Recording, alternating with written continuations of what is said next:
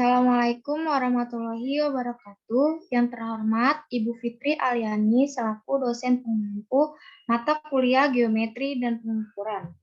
Kami dari kelompok 3 ingin memaparkan materi tentang segitiga.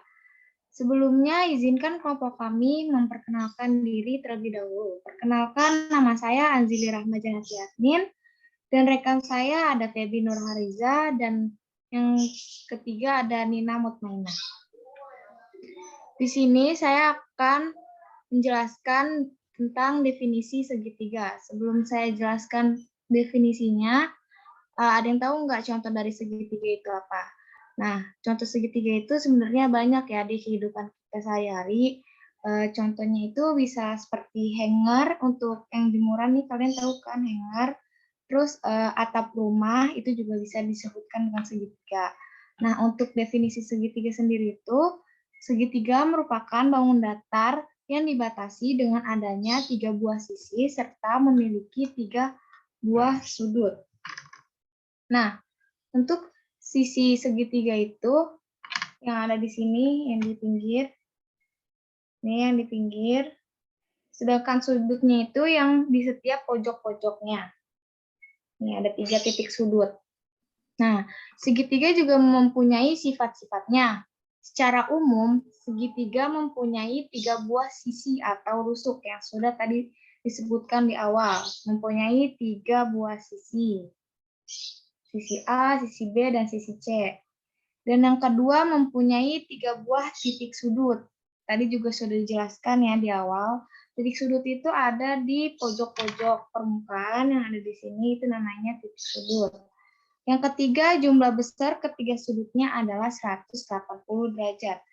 Jadi 180 derajat itu segitiga yang utuh ya, keseluruhannya itu 180 derajat. Nah, untuk lebih jelasnya, di sini saya akan menjelaskan sifat-sifat dari segitiganya itu sendiri. Yang pertama ada segitiga sama sisi.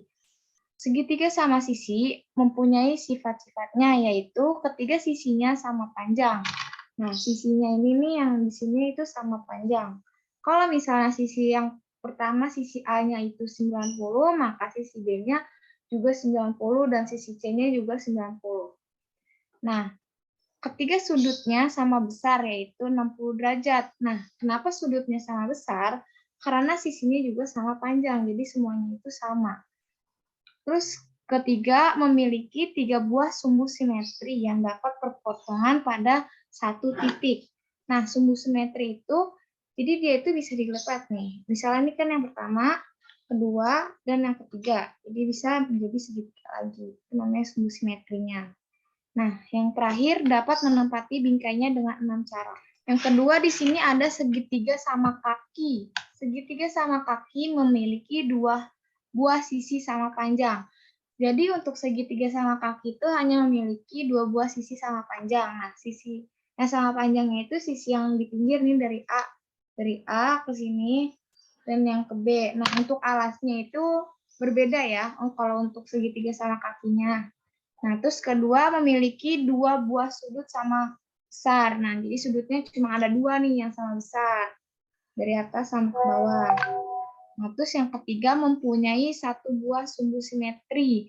Jadi untuk segitiga sama kaki ini hanya bisa dilipat 1 kali. Karena dia mempunyai 1 buah sumbu simetri. Dan yang terakhir dapat menempati bingkainya dengan 2 cara. Nah, selanjutnya di sini ada segitiga sembarang. Nah, segitiga sembarang ini sudah tahu ya namanya aja segitiga sembarang. Jadi semua sisinya itu berbeda-beda. Jadi dia itu bentuknya tidak beraturan. Jadi ada yang panjang, ada yang pendek. Jadi dia nggak beraturan. Nah, terus ketiga sudutnya besarnya tidak sama.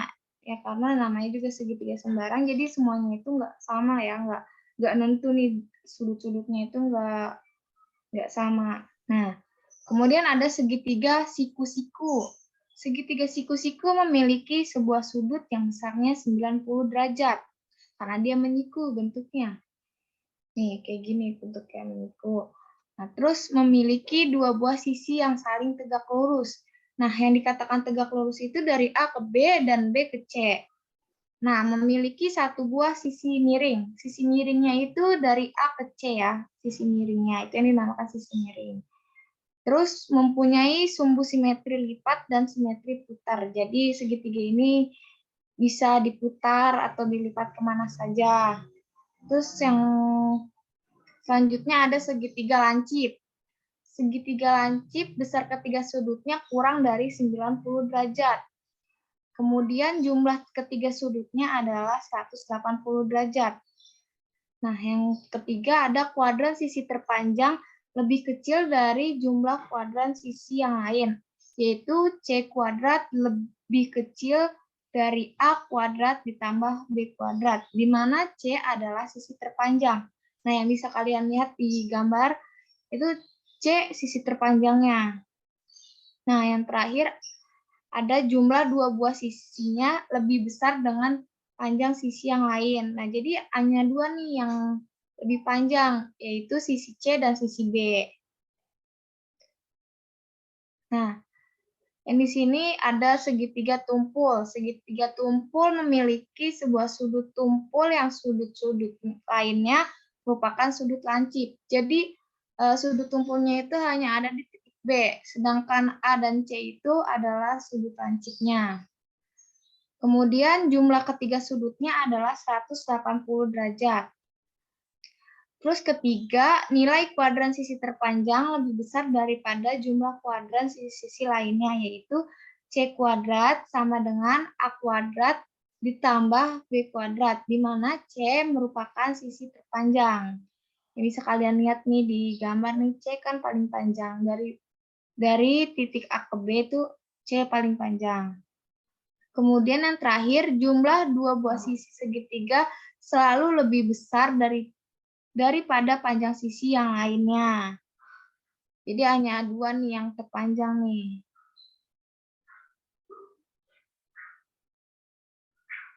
Baik, untuk selanjutnya akan dijelaskan oleh rekan saya yaitu Nina Mutmana. Selanjutnya jenis-jenis segitiga. Yang pertama ada segitiga sama sisi. Segitiga sama sisi itu semua sisinya sama dari AC, CB, BA. Nah, selanjutnya segitiga sama kaki. Yang sama hanya kedua kakinya saja seperti PQ dan PR. Nah, selanjutnya segitiga sembarang. Ketiga sisinya tidak sama. Lalu jenis-jenis segitiga berdasarkan sudut-sudutnya. Yang pertama segitiga lancip, besar sudutnya kurang dari 90 derajat. Nah, cara mengukurnya itu kita bisa ngambil busur dan kita bisa ukur dari tengah-tengah ini ditaruh di sudut yang paling kiri tersebut. Nah, selanjutnya segitiga siku-siku, besar sudutnya itu 90 derajat. Nah, jika kita ukur menggunakan busur, yang tengah-tengah ini ditaruh di tengah-tengah sudut O, maka dia akan membentuk sudut 90 derajat. Nah, selanjutnya segitiga tumpul, besar sudutnya lebih dari 90 derajat.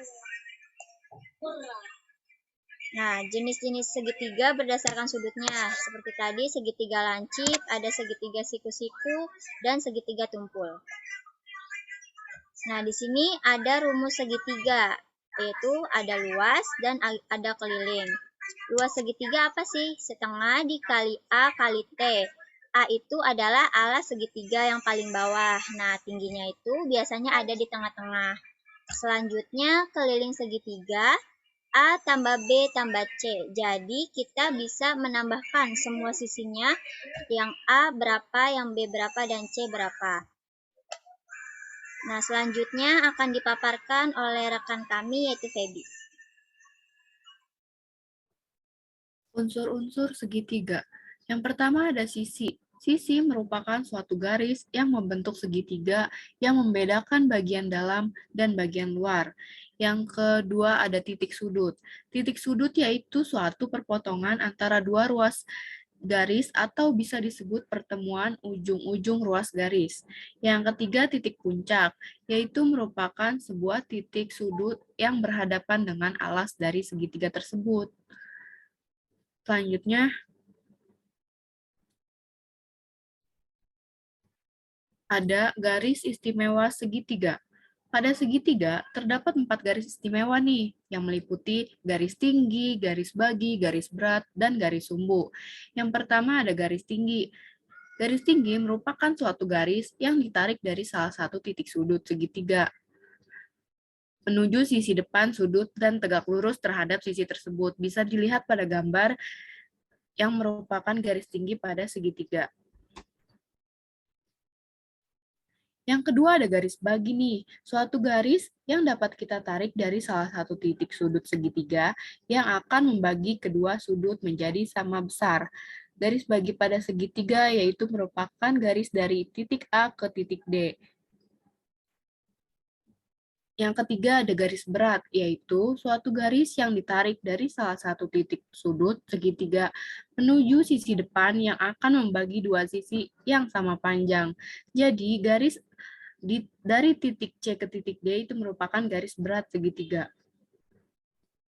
Lalu yang keempat merupakan garis sumbu, yaitu garis yang ditarik dari pertengahan salah satu segitiga dan tegak lurus pastinya, yang kita bisa lihat pada gambar tersebut.